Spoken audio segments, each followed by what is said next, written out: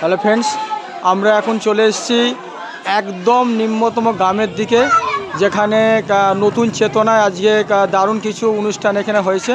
তো অলরেডি এখানে আমরা অনেক কিছু উদ্বোধন অনুষ্ঠান দেখলাম, গ্রামের মধ্যেই প্রোগ্রামটা চলছে।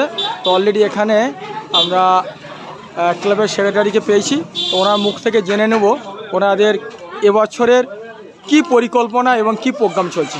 স্যার বলুন তো, আপনাদের কি পরিকল্পনা প্ল্যান চলছে? আমাদের পরিকল্পনা 43তম বর্ষে বৃদ্ধাশ্রম।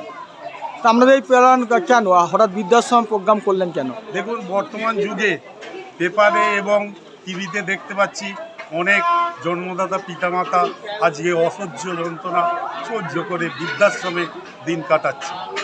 তাই আমরা চিন্তা ভাবনা নিয়েছি যে বৃদ্ধাশ্রম দেখিয়ে আমরা মানুষকে সচেতন করে দিয়ে বলতে চাই, জন্মদাতা পিতামাতা তার আশ্রয় হোক তার নিজের সন্তানেই গৃহে।